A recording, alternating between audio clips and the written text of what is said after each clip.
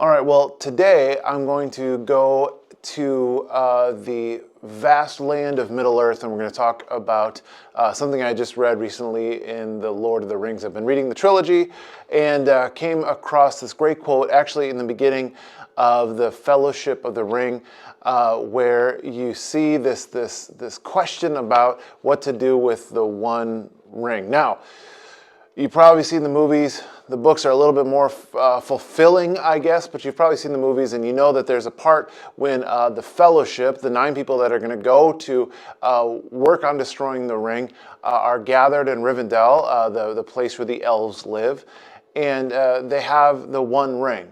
Now, this One Ring is the ring that Sauron, the big bad guy in the books, in the movie, is going to use to try and manipulate the race of men, the race of elves, the race of dwarves, in order to kind of bring them all under his power. So he's using power. It's the most powerful magical artifact in Middle-earth.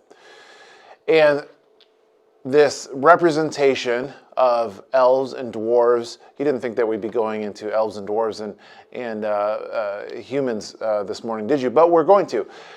In this representation of these 3 groups of people, they're sitting around and they have the ring before them, and they're asking, what are we going to do with this incredibly powerful artifact? And it was suggested that it be destroyed. But somebody asked in what to do with the One Ring is if maybe they could use the ring to destroy Sauron. So use the ring that Sauron created, because it's so powerful, to then go and destroy Sauron himself.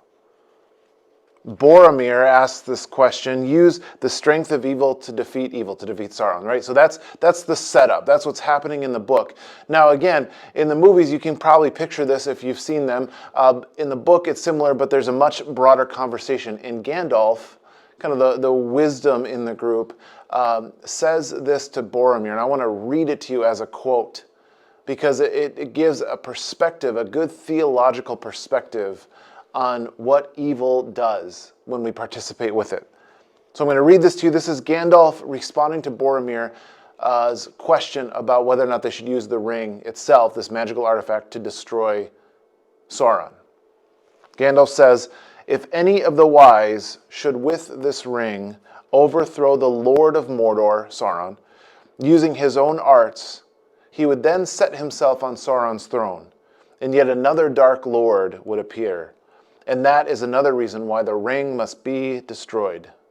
As long as it is in the world, it will be a danger even to the wise. For nothing is evil in the beginning, but even Sauron was not so. I fear to take the ring to hide it.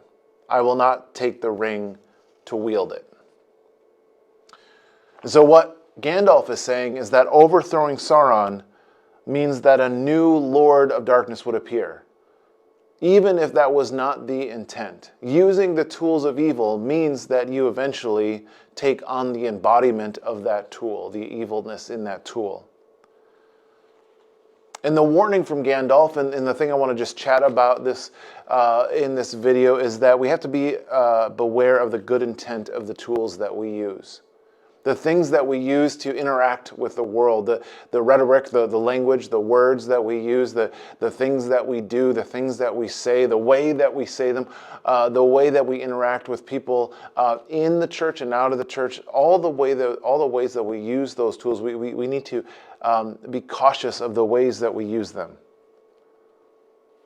In the ways that we use them to sometimes, even if we don't mean to, overtake another.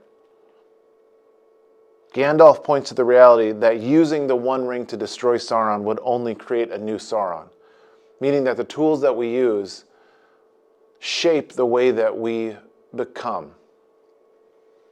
That the things that we do when we act or behave a certain way oftentimes shape and form us into not just doing those things, but becoming the kind of people that would do those things, if that makes sense. This is actually, even though it's from Tolkien, is a very Augustinian view of evil.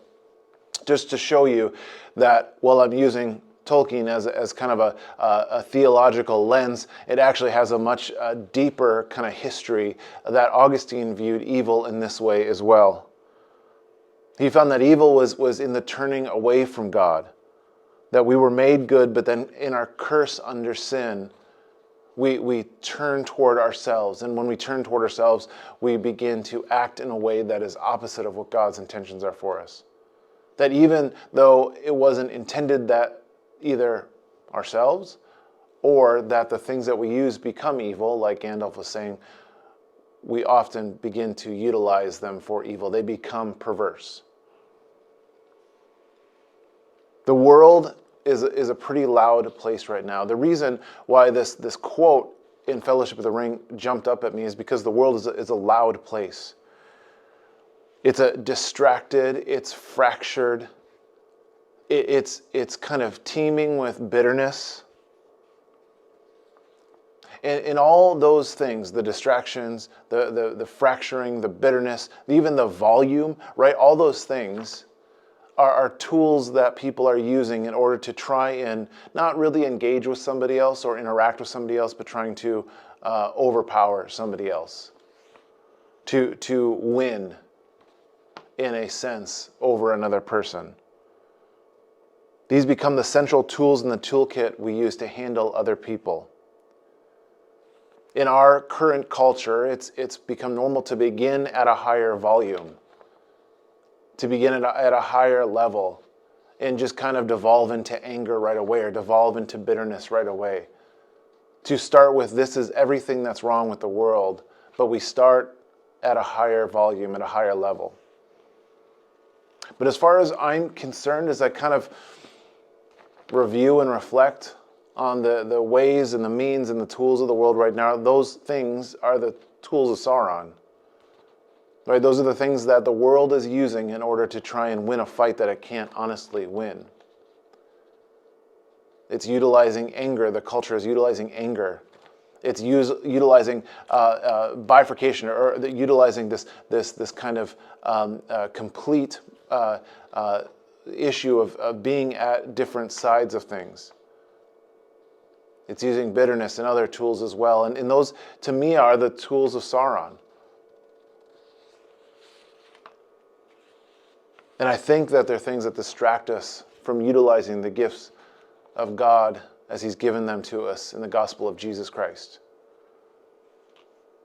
As long as we use those tools of the world, the fracturing, the distraction, the frustration, the volume level, we will become like the tools of this world. We won't intend to. That's the tricky thing about all this. We won't intend to become people who would utilize these tools, but we wouldn't be able to help ourselves. We would become like the tools of the world even if we didn't mean it. Now, to bring this into a more real-life example, as I've utilized Augustine and Tolkien, now we're going to look at an experiment in 1971 called the Stanford Prison Experiment. It's a fascinating experiment by this guy named Philip Zimbardo, and the short version of it as it relates to what I'm talking about today is he went and found 12 guys, and they volunteered for this work, and he randomly split them up evenly and assigned 12 of them to be prison guards and 12 of them to be prisoners. And under the basement of a building in Stanford, in the basement of the building at Stanford, he created this mock prison, this fake prison that wasn't a real prison and didn't have real prisoners, but they were trying to conduct an experiment to see what role that environment and authority played in shaping how people respond to issues. The role, the environment, and the role of authority played on behavior. What did people do given the roles in the environment that they were in? And what they found very quickly was that there was a huge shaping and shifting of behavior based on the roles that people were given. Now, again, these were 24 guys that were randomly assigned to be either prison guards or prisoners, and within the first day of the experiment, the prison guards became belligerent, and within the first 24 hours, the prisoners, who weren't really prisoners, they had done nothing wrong, but they were assigned to, created a rebellion. They locked themselves in one of the prison rooms and barricaded it, and kind of fought against the prison guards. The prison guards then got them out through the use of fire extinguishers, of all things, just trying to to separate them from the barricade, got them out, and then through discipline and withholding of meals and using solitary confinement, they couldn't use violence, but they used all these other things in order to create discipline in this experiment. The guards became more and more belligerent through the use of this power, and the prisoners became more and more submissive. To the point that after the second day, the prisoners started having nervous breakdowns that they had to go see doctors for. The guards became more abrasive, and then after only 6 days, the experiment was supposed to last 2 weeks. After only 6 days, they had to shut the experiment down because too many of the prisoners were psychologically having too difficult of a time. The roles that the prison guards embodied became themselves. The tools that they were using were embodied into their lives. They became the kind of people that would use and abuse power. And the prisoners became the kind of people that would cower and have nervous breakdowns because of the roles that they were playing. And so it shows us that given the right set of tools, given the right set of environments, given the right set of context, that we can embody, become the kind of people that use tools to overthrow, to overpower, to break instead of build. The church cannot embody the tools of the world. We will get too good at using them. Listen to this quote from a book about the Stanford Prison Experiment called The Lucifer Effect. And the quote is this: "It is not an abstract concept, but as we are reminded by the Russian poet and former prisoner in Stalin's gulag, Alexander Solzhenitsyn," he says this: "The line between good and evil is in the center of every human heart." Now, as Christians, we recognize that as early as Genesis 3. The line between good and evil is in the center of every human heart. We have capacity for evil, which is why we need the redemption of Jesus. This is why we need the tools of the Spirit, the fruit of the Spirit, the armor of God, in order to use the tools of the kingdom of God that He's given us. We carry around a body of death that still sometimes easily embodies the tools of this world. And Christ is the revelation in our lives that life can be different. Then, in fact, life is supposed to be different. We're called to be different. The witness of the church is to be countercultural to the ways and the tools of the world. We're not to co-opt the tools, but we're to use different tools altogether. We resist the culture that is abrasive and angry by following Christ together as the church, by communicating His work and His redemption in our lives. We resist the evils of the world by living God's ethic, God's tools, God's work in our lives.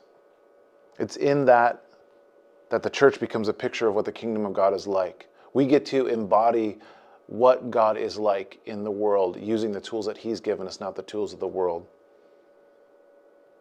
And so the invitation today in this video is simply to be aware of the ways that the tools of the world kind of creep into our lives, where we become the kind of people that would use tools like volume and supreme unrighteous anger, or bitterness, or lack of forgiveness.